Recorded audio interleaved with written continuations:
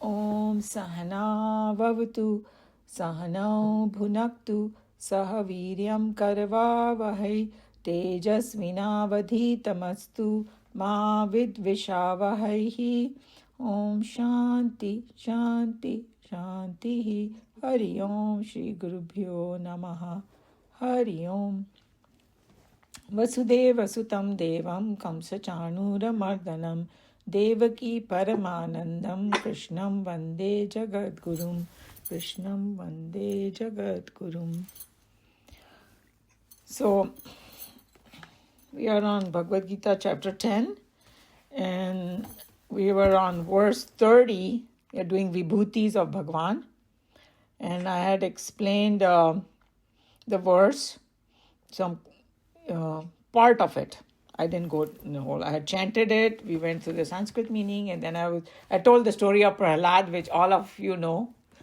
You know about Prahlad, who was a son of Hiranyakashipu, and his father was a Daitya, but he had a great devotion to Narayana, Bhagwan, and he was so firm in his devotion that Bhagwan calls him his Vibhuti, and his father tried to kill him, and finally Bhagwan had to come as a Narsimha. The whole story I said.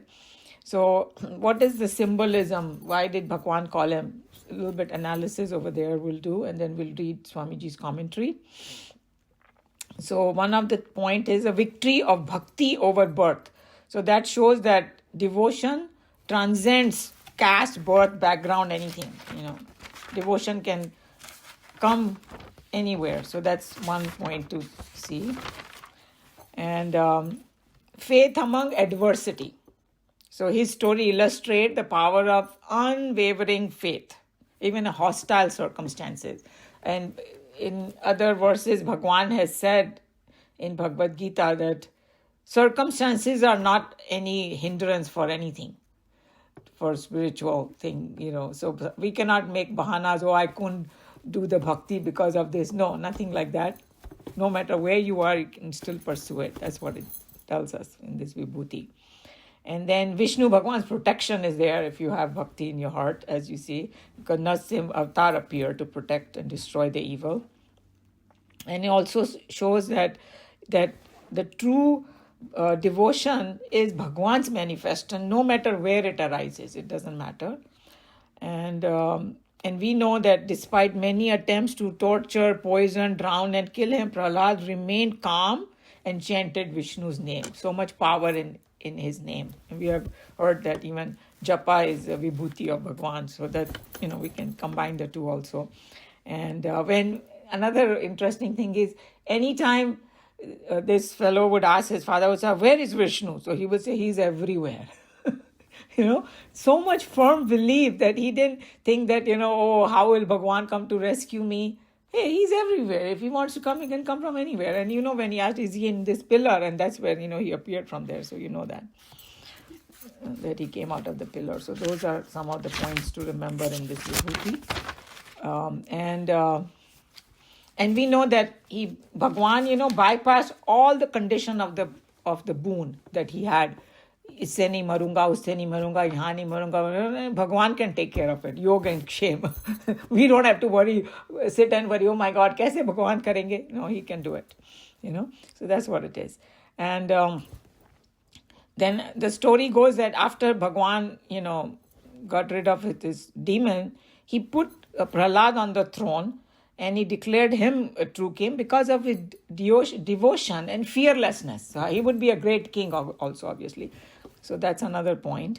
And then that the devotion is always Krishna's manifestation itself, because that Bhagwan is in our heart. But when we feel the devotion, it is, that consciousness is only expressing. And that's what it is. And then the other point is that whenever the devotion arises, it's not your mind, somebody's, it's Bhagwan's reflection. There is no yours and mine over here and all that. And then I think we already went through it, but a little more deeper into it, that Prahlad was not a Brahmin or some kind of rishi. He was in a demon family. He was a child, but he had the highest realization. So we cannot judge anybody. that according to their age, the bhakti or something going higher in spirituality can happen to anybody in nothing to do with their outer identity. It's something internal. So no judgment of any kind. And then it also shows us about the true surrender, that because he was a child, because it was his father, there were certain circumstances, Prahlad didn't fight back about anything. He, how and say, okay, he's saying that I'm going to argue and this and that, he just kind of stayed calm. So it depends, the circumstance. So even if certain circumstances we feel that we are helpless, it's not like that. That's what it kind of, another symbolism it shows. And the other thing is that obviously this is another extension of this thing, that Prahlad let go of his ego completely. Total surrender, that we have been discussing so much. So here this Vibhuti shows us that in this story, And the other thing is that Prahlad faced a lot of challenges. And sometimes the challenges can come from anywhere. It can come from your own families. That was his own father, right? So it can come from your own family, society. And then so while following the dharma, you have to stay steadfast. That's what it's trying to show us, that usually family is supposed to protect. But here, even in that circumstances, we need to remain centered in the faith, not give up, patience and truth and all those things. So these are some very important points that come out from here. And then few other things, that devotion shines bright even in the darkness. It was dark all around him, but this is what it is. And faith is more powerful than fear, because the father was in fear, this guy had a faith. So you can, I think Christianity also, they say you can move mountains with faith. Here is an example. So in every religion, they have their own way of expressing, the firm faith. So Krishna is basically present in every heart, and whoever surrenders can get his grace. So these are some of the things of Prahlad. Okay. And then the next Vibhuti he talks about is very interesting. He says, I am Kal, I'm time. Among one who keeps record. Reckoners, they call it. Jo ginta hai, So time, when we talk about, it's not like the clock time we are talking about. It has a much, much deeper meaning, a philosophical meaning. And it's a very consuming force. Then samay sab kuch, samay bada balwan. We have so many different phrases, And so what do we mean by samay over here? And what is this word reckoner? Reckoner is, like that governs change. And in this context, aging, death, transformation, everything happens in time. So that's what it is. So kala is time, and kalayatam aham is me. Kalayatam is reckoner, or the one who keeps account of everything very precisely, उससे बच नहीं सकता कोई, something like this. And I remember I was telling you that even Yamraj का जो assistant है, उसका नाम है चित्रगुप्त, वो सब पूरा अकाउंट रखता है, secretly अपना वीडियो ले रहा है constantly, तो किसी से छुप नहीं सकता, something along that line छुप नहीं सकते. So, and the way Nikhilanand ji explained few points about time, something to think about, that time continuously moves, whether you are sleeping, awake, nothing is a hindrance. We may not feel it sometimes. Sometimes we feel time is moving faster, time moves earlier, but that it has its own gati. Right? You may feel whatever, but it has its own gati. And I think there was one dialogue that I remember from that Mahabharata series. I think Krishna and somebody was talking, maybe Arjuna, I don't remember now. And they said, मेरे पास अधिक समय नहीं है. तो कृष्ण भगवान ने उसको बोला, समय किसी के पास अधिक नहीं होता, सभी के पास 24 hours ही होता है. I thought that was so interesting. That I don't have time. Hey, that means that's not important to you. That's all it means. Huh? So when people say I don't have time, that's what it means. Anyway, that was on the side thing. But so, and then what Kinlalanji was saying, whether you're awake, you are sleeping, you're busy, you're lazy, time keeps track of everything and never stops. And there is another saying in English that time and tide never stop. You go to the ocean, the tide never stops. चाहे रात हो दिन हो कौन सा भी मौसम हो, sometimes you wonder ये waves कब से आ रही होंगी पता नहीं लाखों वर्षों से, So that's why it's a continuous thing. These are things to contemplate upon. And then another funny thing he said your watch may stop, time is not going to stop. Or you can say, I want to stop the time, so you stop your watch. Okay, you can do something external, time is not going to stop. And it's constantly counting minutes, seconds, hours, days, years, months. And then whoever knows about Shankaracharyaji's Bhaj Govindam, it's a very beautiful verses of Bhaj Govindam. कभी मौका मिले तो सुनना, because उसका जो meaning है ना वो संस्कृत में simple है, आ जाएगा meaning. And उसमें उन्होंने कहा है कि the day comes, night comes, evening, morning, different season come, time keeps moving. These are some of the verses are there like that. And time plays with us, with our ayu, and at our age we know, that how. So, but he's saying, alas, like, oh no, people don't realize this and they don't go on the right path. बचपन बीत गया खेलने में, जवानी chasing, other people, whatever, all that, and बुढ़ापा चिंता में. He has a whole Bhaj Govindam में very beautifully. He talks about time in there. So we should think about that. The time is passing and get on the right path. So Bhagwan is saying that I am among those people who count, measure, calculate. All these things come under that. So anybody who engages in any kind of computation, analysis, measurement, even so intellectual, strategic, or even cosmic account. उस सब में काल सबसे strong होता है, right? So that's what it is. And who are these people who count and all? In the worldly things, you can say mathematicians, statisticians, and all that. But sab mein Kal, I am the Kal. So it's an ultimate calculator. And the other thing is that why did he say that? Because even human intelligence, which is supposed to be so powerful, like our logic, our planning, we all have to bow down to movement in time. After a while, no matter how great somebody is, uska bhi time khatam hota hai, So uski bhi abilities क्षीण होने लगती है. So like that, we have to think about it. And because it measures everything, it's a supreme evaluator also.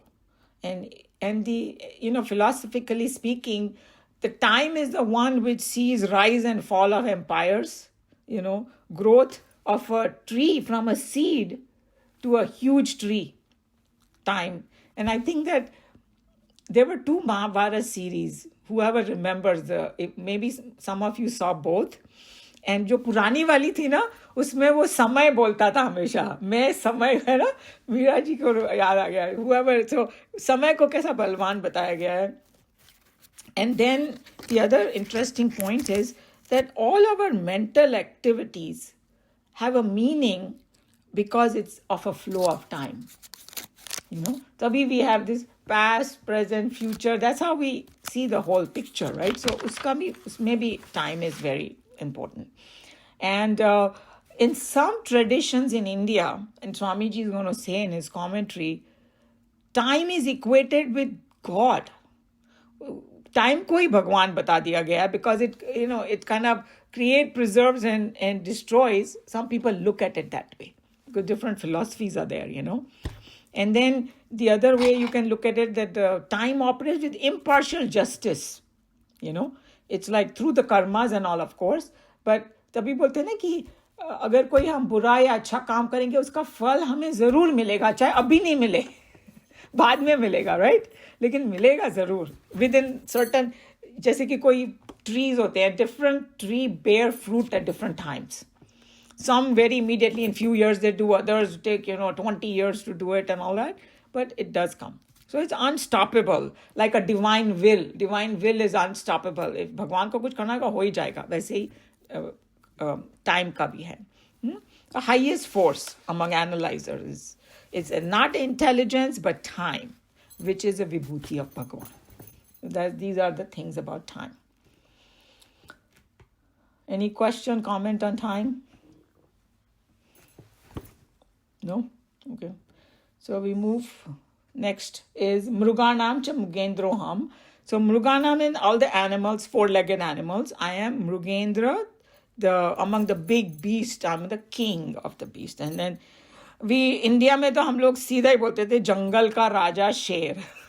सारी बचपन की कहानियां बचपन से आपको सिखाया दिया जाता है कि जंगल का राजा शेर. और उसको क्यों बोला गया कि because like Swami ji was saying that when somebody lion walks in the jungle, उसकी पर्सनालिटी कुछ अलग होती है. सब डर के भाग जाते हैं, छुप जाते हैं. मतलब उसकी चाल भी ऐसी होती है ना, एकदम मतवाली चाल होती है उसकी. उसका कुछ अलग ही ऑरा होता है. So he's like that. And then the lion represents majesty, strength, courage, and leadership. That's what we have to see from the vibhuti. And we know that Durga Devi, she represents power, strength, and उसका vehicle भी strong होना चाहिए. तो उन्होंने किसको चुना? शेर. जैसे सारे पंजाबी शेरा वाली माता तेरी सदा ही जय हो. So उसको वहां से भी देखो, उस विभूति शेर. मतलब वो जो राक्षस होंगे ना, पहले शेर देख के भाग जाएंगे. And once in a while you see in some of those series कि Devi just don't want to go herself, she can just send her lion only, he'll take care of. एक दहाड़ मारा, सब आधे से ज्यादा भाग गए. So we know all that, right? So उसका विभूति यहाँ पर express हो रही है. And then just like lion controls the jungle, Bhagwan is controlling the entire cosmos. These are some of the symbolism that comes out from there. And few other things about lion. And then how lion is feared and respected by all animals just by its presence and power. Sometimes the lion doesn't have to do anything. वो जाके कहीं बैठ भी जाएगा ना, सब भाग जाएंगे इधर से उधर, right? Or like everybody will start behaving properly and things like that. So that's what it is. Just, just his presence. Like Brahman's presence, everything is happening. We saw in the Upanishad that how they just symbolically, they said it. It's not really like they have to use some language that all the phenomenal forces with the fear of Brahman, they continue their job. जैसे boss बैठा है ना तो काम करते जाओ. Boss नहीं है तो काम भी नहीं होएगा, something like that. It's like a boss, the king, the lion. And then the lion is also associated with dharma and protection, and we saw in the same verse, भगवान ने प्रहलाद को बताया कि प्रहलाद is my विभूति. और प्रहलाद को किसने बचाया था? नरसिंह अवतार ने. और यहाँ पर भी सिंह के बारे में बोल रहे हैं. So that's a connection is there too. It's associated with dharma, protection, Narsimha avatar is quite something. And there was one in Hare Krishna, they celebrate Narsimha appearance day and all that. So there was one American fellow whose parents were like devotees of Hare Krishna, right? So he was born in that whole atmosphere. So somehow he said since he was about a small child, he got fascinated by Narsimha avatar. So he said he read about it and he went to India when he was a teenager, and he said he wanted to go and visit all the Narsimha temples in India. तो उसको लगा होंगे 5-6 होंगे. So he said कि वो south में वो कहीं भी जाता था ना, he didn't even know the language, but he was telling his whole story. It was so fascinating. He said कि he would ask anybody कि is there a Narsimha temple? And they would point कि वहाँ चले जाओ. हम जंगल में कहीं जाके भी टेम्पल था. उसने बोला 2500 टेम्पल उसको मिले पूरे इंडिया में नरसिंह के. मैं सुन के मैंने तो I said my God, India तो एक यूनिक कंट्री है. तो उसने छोटे से छोटा टेम्पल देखा, बड़े से बड़ा, पूरा कन्याकुमारी से लेके और वो पूरा कश्मीर तक घूमा और सारे टेम्पल उसने पिक्चर लिए, उसने एक बुक बनाई है, you know. I didn't purchase that book, and now I wish maybe I should have. It was quite a fascinating thing. And then he did a Narsim यज्ञ किया उसने, right? और उसको वो सारा संस्कृत का नरसिम्ह का पूरा याद था उसको. This American fellow without a book, without anything, जैसे उसको कोई सिद्धि प्राप्त हो गई हो. You know, it was like such. This is a true thing that I saw with my own eyes. That's why I'm saying that anything that you pursue with passion, you get the results. That's what it is. This is the vibhuti of Bhagwan. So some deeper insights into it. That wherever you see nobility, fearlessness, natural authority, that's a reflection of the divine energy only. That's the vibhuti. And even in the animal kingdom, Bhagwan's vibhuti is there. Because he's going to talk about other animals also. So, this divine order manifests as a hierarchy, balance and majesty. All these things lion symbolizes, And so Krishna's presence shines in the raw form also. Lion is, raw form of animal, where the power and dignity rule. These things are the symbolism of this lion. Okay. So, and the last one, and this one is Venteyascha Pakshinam. Among Venteya is actually Vinta is the name of the lady who gave birth to Garud. So uska jo beta hai Garud, and it seems that Kashyap Rishi had many wives. Ek to uski Diti or Aditi thi, right? And then he had other wives also. It's a lot of symbolism is there actually. Someday maybe we'll do that. He had Nagas also came from him, from a wife called Kadru.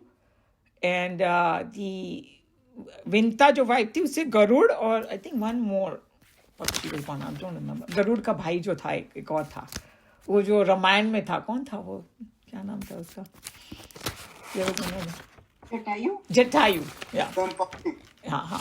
So Garud, so ये विंता के बच्चे. So among the birds I am Garud.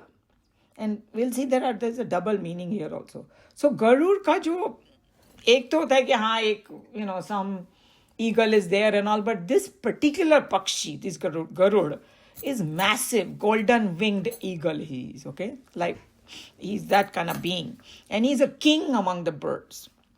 And he's known for his speed, strength and devotion to Vishnu.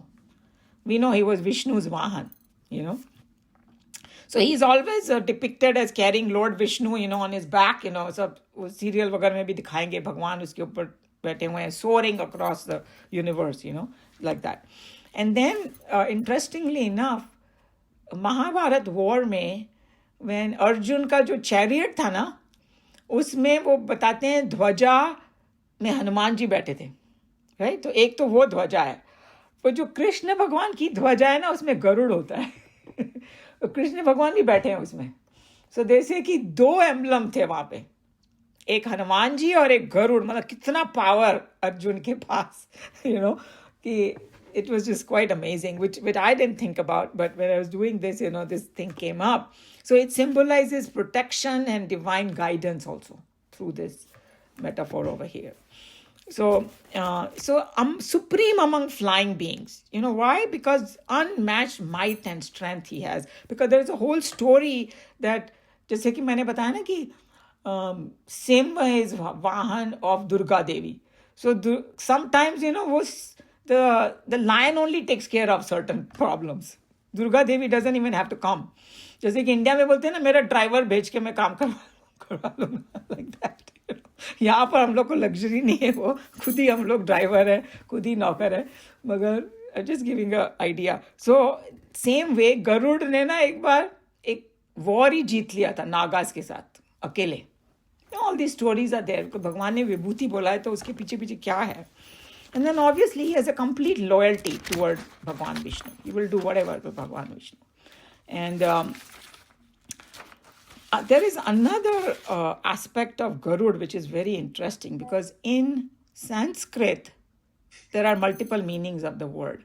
So this Garud word also means words. तो ये क्या हो गया, word और पक्षी इसमें क्या, so उसमें भी कुछ सिंबलिज्म है. Why? Because as though भगवान, जब कोई सेंट एंड सेज की वाणी होती है ना, they trying to teach us ब्रह्म विद्या और trying to teach us something, as though भगवान sits on those words. Those words are like Garud and it get transferred to us. Because they say no कि जो गुरु होता है वो असली गुरु हमारे अंदर ही है. What does a guru do? वो हमारे अंदर की ज्ञान को जगाता है. You know, he's not bringing anything from outside. Through his words, he is giving us knowledge which is coming from within us only, because everything is within us. So that's an interesting concept. So, and through the words, the Garud comes in our heart, in our mind, and we get the knowledge. You know, it's a little bit subtle point, but it's a very important one too. So, you know, Garud is seen as the carrier of divine knowledge. That's what it is. And so all the speech or mantra or shabd, they are called symbolically, they are called Garud. And there's a whole Garud Puran, सुना होगा Garud Puran. उसमें भी उसका meaning यही है कि with the knowledge you are getting, उसको Garud बोला गया है. And because Garud carries the truth, all this knowledge carry the truth, you know. Guru's words are there, you know. So that's what, I thought that's very interesting, you know. And he is a glorious phenomena in the sky. All other birds look tiny and little compared to him and all that. So those kind of things. And some deeper symbolism, kind of interesting, that when this Garud flies, you know, above worldly ties and attachments, right? These ties and attachments tie us down, and this bird is above it. So as though just break free from these, this is what it symbolizes, you know, going towards, flying towards liberation. That's what it is.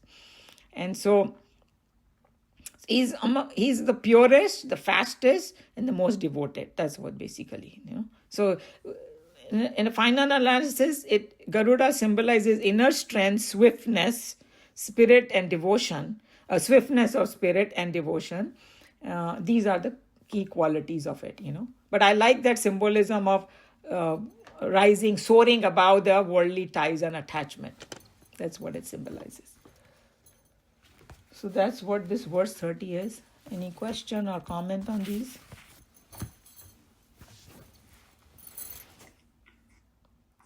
Okay. Meeraji, would you like to read today since you came? My honor. Thank you. I am Prahalad among Daityas. Among reckoners, I am time. Among beasts, I am the lord of beasts, lion, and Vanateya, Garud among birds. I am Prahalad among Daityas. The story of Prahalad, very famous among the Hindus, is the biography of a boy devotee who, with adamantine faith and firm devotion, challenged his father Hiranyakasipu in defense of his faith in Hari, and stood many a trial and persecution by his father. According to his father and the blood descendants of the children of Niti, goodness and righteousness are to be challenged, and God himself to be negated. According to Hiranyakasipu, in his kingdom, all should pray only to the state and not to the Lord of the universe.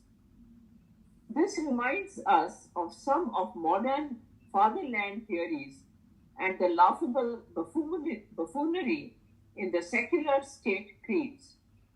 How Prahalad happened to be born with this firm and heroic cultural background is explained in the story, which reveals that ancient India knew fully well and practiced successfully too the art of prenatal education.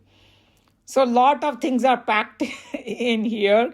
So we know that those Swamiji put that 1, 2, 3, 4 different stars. So we know that he was a son of Hiranyakashipu was a son of Diti, and we had discussed it. Aditi and Diti were two of his wives. One gave birth to all the righteous kids because she was righteous, and the other one, all these daityas, which are what are their hallmark of daityas? Deny God, मैं ही भगवान हूँ. So Swami ji थोड़ा यहाँ पर sarcasm you बहुत use किया उन्होंने यहाँ पर कि there are people who deny God, and is only worldly things are just worship that, the buffoonery he calls it. And I think it was one of the Swamis from there, I'm trying to Teja Menanji said, one who doesn't stand for anything falls for everything. You know what I'm saying? That kuch faith hona chahiye life mein. So that's what it is. And then, sometimes people with secularism वगैरह बोलते हैं, but even in the American this thing, it says whatever called the क्या बोलते हैं वो, that word, it said one nation under God. That's how it starts. Yes, Pledge of Allegiance. So one under nation God. मतलब America में we do that. And India का भी मैंने सुना है कि वो उनका जो है उस पे कुछ राम का भगवान का चित्र है उसके ऊपर जो जिन्होंने बनाया था originally. अभी people fight, oh, why should you do this, that, and all that. This is part of the history. We want Ram Raj, whatever. I don't want to get into some political argument over here. But I was commenting on Swamiji's thing that if you don't believe in your own creator, after a while you make a fool of yourself. That's what it is. So that's what Prahlad's father was doing. That is a kind of analogy over here, that he just wanted... He didn't want to deny God and all that. And his son said, nothing doing. This is what the truth is, and I'm going to stick with it, That's the whole story. And then prenatal education. Why he said that, I think I told you the story, that even though he was son of a Daitya, his mother, when she was, pregnant with him, she happened to be in the ashram of Naradji. I think किसी ने उसको kidnap कर लिया था और पूरी story है, मगर वो नारद जी के आश्रम, नारद जी ने उसको पनाह दी, सहारा दिया. So the whole pregnancy she was over there. So वहाँ पर तो सत्संग ही होता था सुबह से शाम. So the baby is listening to everything about Narayan, about God. So ये ऑलरेडी भक्त पैदा हुआ वो, which is the art of prenatal. So it's just giving you that if you somebody is pregnant and if they connect to God, their children are going to be that way too. When I was having my children, I did not go to Chinmaya Mission at that time. I didn't know much about it. Now, in retrospect, I wish I did. But anyway, it comes when it comes, So anyway. Yeah. Among reckoners, I am time. The logicians from among themselves, a staunch group of Hindu philosophers, and they not only support the concept of pluralism, but also challenge the very existence of the God principle. They have, through their purely intellectual deductions, arrived at the final conclusion that time is an internal factor, and the individual mind and intellect comes to play as instrumental causes to split it up and see in it the play of the past, the present, and the future. According to them, it is this play of the mind that bombards time and makes it look as though it were finite and momentary. Perhaps Vyasa had this concept in his mind when he tried to bring this analogy to express the infinite substratum supporting the finite multiplicity. So this may sound a little bit confusing, but I had mentioned that there are some philosophies in India, in the yogic tradition, tantric tradition and all, they say that the time is the ultimate God. Okay? But in our Vedanta, it's like we say that, Mahakal is like, Mahakal means father of time also. So that is Brahman. Time came afterwards, right? And then I had mentioned some other class about it, that English में भी जो time का सबसे छोटा measure है वो second है ना, right? This is how many seconds have passed and all. So somebody said, why did they name it second? कभी सोचा है? Why not first or something or some other name? Why do they call the time ka thing second? Because time is second to God. First it's God, time is second. Very interesting, right? Even English language has a Vedanta. They have their own Vedanta. So that's how we see. But इधर भगवान ने ना time को ये नहीं बोला कि time is me from that sense. But he said time is my vibhuti. You see what I'm saying? Vibhuti.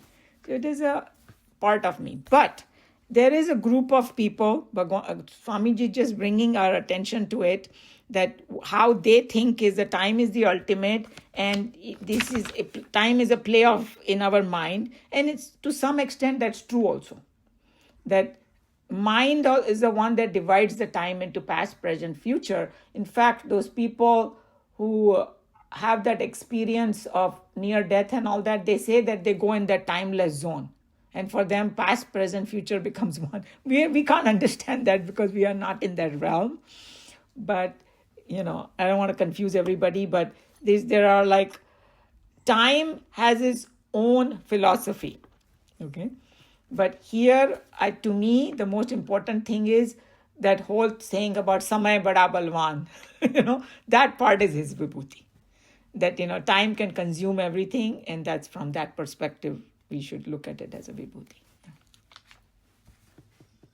There are some commentators who rather accept this analogy as a simple-looking direct statement, and according to them, time, which is beginningless and endless, is the ultimate measure of all things in the relative field. So we saw that.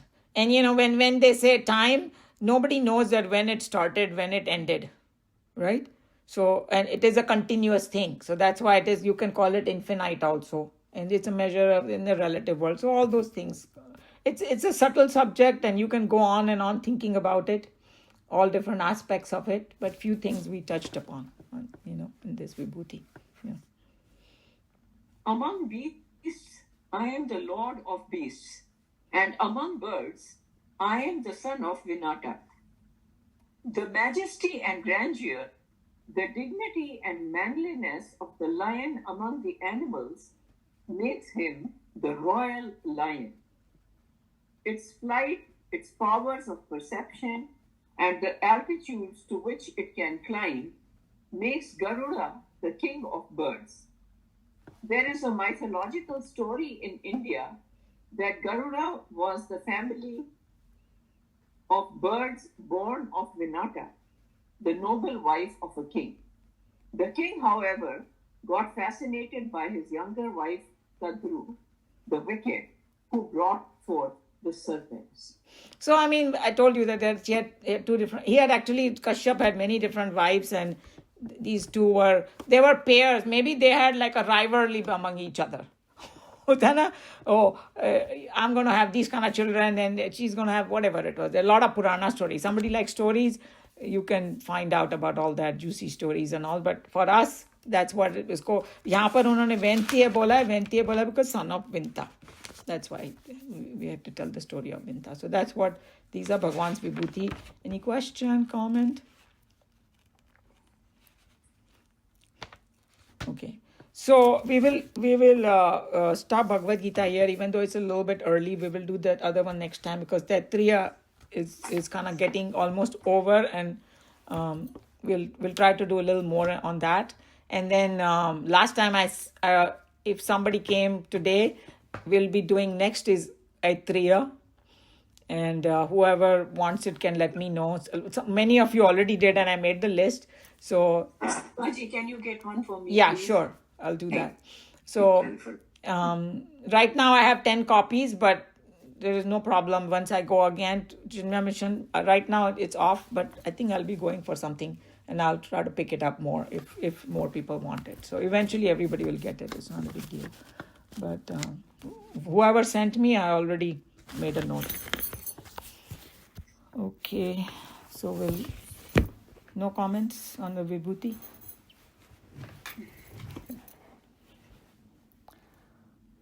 सर्वधर्मान् परित्यज्य मामेकं शरणं व्रज अहं त्वा सर्वपापेभ्यः मोक्षयिष्यामि मा शुचः. हरि ओम. श्री गुरुभ्यो नमः. हरि ओम.